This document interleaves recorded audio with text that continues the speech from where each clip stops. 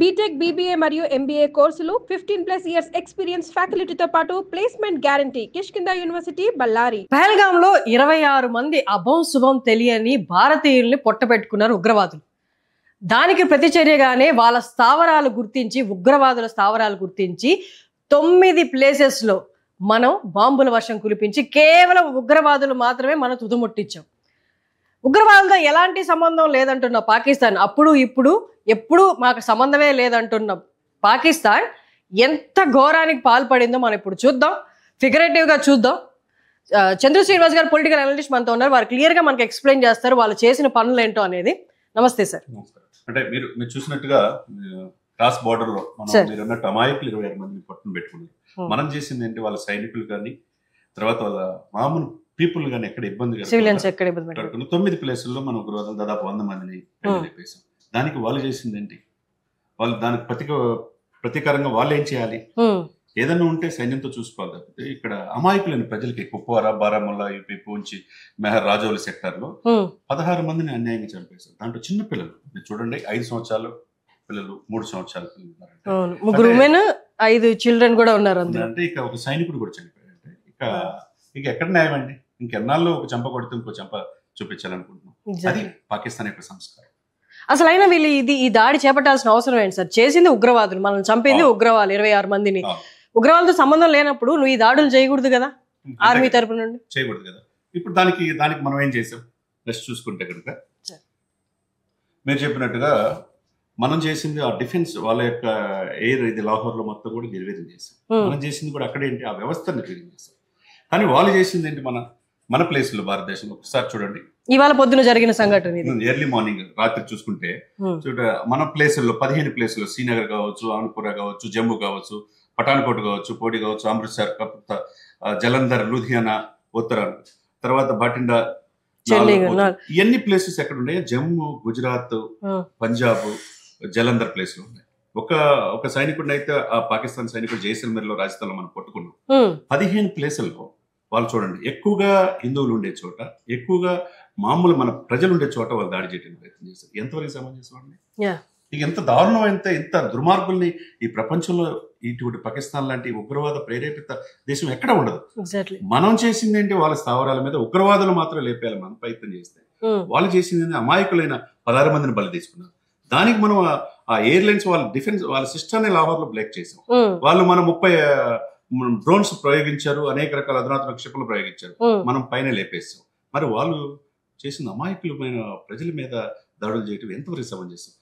ఈ అన్ని ప్లేసుల్లో దాడులు చేయడానికి వాళ్ళు ప్రయత్నించారు. 15 ప్లేసుల్లో అమాయకులు ఉన్న ప్లేసుల్లో దాడి చేసి భౌతికంగా వాళ్ళు చేయాలని లేకుండా చేయాలని ప్రయత్నం చేశారు. కానీ ఏమైంది, మన క్షిపణులు S-400 ఏం చేసింది, కంప్లీట్ గా రష్యన్ తో మనం తీసుకున్న దాంతో పైన ఆకాశంలో వాళ్ళు పేల్చేసాం. ఎక్కడ కూడా ఒక్కళ్ళకు కూడా ఇబ్బంది కలగకుండా చేయగలిగామంటే మన టెక్నాలజీ. వాళ్ళు చేసింది ఏంటి, ఉగ్రవాదులు మనం లేపేస్తాం. దానికి ఏదైనా ఉంటే చూసుకోవాలి. ప్రపంచంలో ఉగ్రవాదులు ప్రేరేపిస్తున్నారు, ఉగ్రవాదులు మీరు ప్రోత్సహిస్తున్నారని మీ సైన్యం వచ్చి వాళ్ళ అంత్యక్రియలో పాల్గొన్నారు.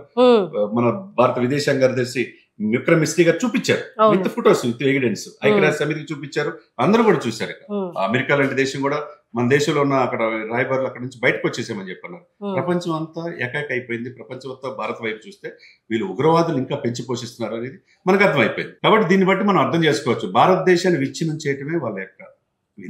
కాబట్టి 15 ప్లేసుల్లో మన పౌరులు, మన సైన్యం కాపాడుకుందాం, మన డిఫెన్స్ మెకానిజాన్ని మనం ప్రశ్నించాలన్నమాట. ఎగ్జాక్ట్లీ.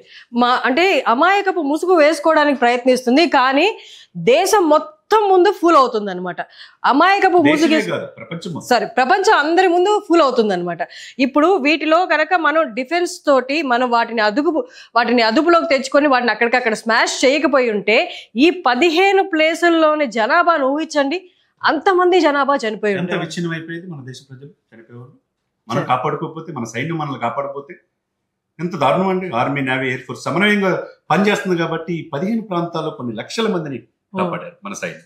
వాళ్ళు చేస్తుంది విధ్వంసం, మనం చేస్తుంది ప్రజాస్వామ్యయుతంగా మన యొక్క హక్కుల కోసం పోరాడుతున్నాం. మన దేశ సార్వభౌమత్వాన్ని కాపాడుకోవడానికి ప్రయత్నం చేస్తున్నాం. మన దేశ సరిహద్దుల్లో చొరబడి అమాయకులైన ప్రజల్ని చంపొద్దని చెప్పి తెలియజేస్తారు. కాబట్టి ఈ 2 ఇన్సిడెంట్స్ లో పాకిస్తాన్ కుట్ర ఏందనేది ఐక్యరాజ్య సమితి కావచ్చు, పాకిస్తాన్ పెంచి పోషిస్తున్న ఉగ్రవాదులతో పాటుగా పాకిస్తాన్ సపోర్ట్ చేస్తున్న టర్కీ, ఇరాన్, చైనా లాంటి కంట్రీస్ కూడా వాళ్ళు కూడా ఇప్పుడు ఎన్ని సిచ్యువేషన్ చూసి మనకెందుకురా బాబు వీళ్ళతో పెట్టుకుంటే అని చెప్పే పరిస్థితి పాకిస్తాన్ స్వయంకృత అపరాధం. Correct sir. అంటే ఇది చూసిన తర్వాత కూడా ఎవరైతే వారొద్దు, పీస్ కావాలి, పాకిస్తాన్ మీద వారు చేయొద్దు, ఇద్దరం నష్టపోతాం అని చెప్తున్న వాళ్ళు, ఇది గాని జరుగుంటే మనం అడ్డుకోకపోయి ఉంటే జరిగే నష్టాన్ని వాళ్ళు అంచనా వేసి చెప్పగలుగుతున్నారా సార్ ఆ మాటలు? లేదండి, అది ఎక్కడ చెప్పలేదు. వాళ్ళు ఏంటంటే ఓరకని కుహరా లౌకికవాదులు అంటారా, ఆ ముసుకేసుకున్న వాళ్ళంతా ఏంటంటే యుద్ధం ఎందుకు, ఈ సిచ్యువేషన్స్ లో డబ్బులు ఖర్చు అవుతుంది, రకరకాలుగా ఇది చేసే వాళ్ళు తప్పితే భారతదేశం గురించి ఆలోచించే వాళ్ళు కాదు, భారతదేశ సార్వభౌమతను కాపాడే వాళ్ళు కాదు. అటువంటి వాళ్ళు ఈ దేశంలో ఉన్న ఉపయోగం లేదని పవన్ కళ్యాణ్ గారు లాంటి వాళ్ళు చెప్పారు. అవసరమైతే పాకిస్తాన్ వెళ్ళిపోండి అన్నారు. ఆ దేశాన్ని సపోర్ట్ చేసే వాళ్ళు ఆ దేశంలో వెళ్ళిపోయింది. భారతదేశంలో ఉండే వాళ్ళే ఉంటారు. 145 కోట్ల మందిని అందరినీ భరతమాత హక్కును చేర్చుకుంటుంది, కాపాడుకుంటుంది. మన సైన్యం కంటికి రెప్పలాగా మనం చూసుకునే సైన్యం ఉందన్నమాట. చూసారు కదా S-400 పొటెన్షియల్ ఎలాంటిదో. ఎన్నో మిజైల్స్ ని, F-16 లాంటి పెద్ద పెద్ద మిజైల్స్ ని, ఇన్ని డ్రోన్స్ ని అసలు ఈ ప్లేసుల్లో ఎక్కడ పాపం వాళ్ళకి అసలు వచ్చినట్టు, అవి పేలిపోయినట్టు కూడా తెలియదు. ప్రశాంతంగా సార్ నిద్ర లేచేసరికి వాళ్ళకి న్యూస్ తెలిసింది. ఈ కొంచెం కూడా వాళ్ళకి అసలు అలాంటివి తెలియంది. బాగా శబ్దాలు వినిపించిన చోట మాత్రం ప్రజలు లేచి రికార్డ్ చేసిన సందర్భం సార్. సో ఇంత భద్రతని మనకి కలిగిస్తున్నారు త్రివిధ దళాల సైన్యం. సో ఇలాంటి భద్రత మనకున్నందుకు మనం చాలా గర్వపడాలి. ఇటుపక్క మనకి డౌన్ సౌత్ వస్తే వీళ్ళెవ్వరికీ నిద్ర లేచి న్యూస్ చూసే వరకు కూడా తెలియదు ఇలాంటిది ఒకటి జరిగిందని. ఎంత భద్రంగా మనం కాపాడబడగలుగుతున్నామో మన ఆర్మీ తరపు నుంచి వాళ్ళందరికీ హ్యాట్స్ ఆఫ్ చెప్పుకోవాలి. Thank you sir, thank you so much. Suman టీవీలో మీ పర్సనల్ అండ్ బిజినెస్ ప్రమోషన్స్ కోసం కింది నెంబర్కి కాంటాక్ట్ చేయండి.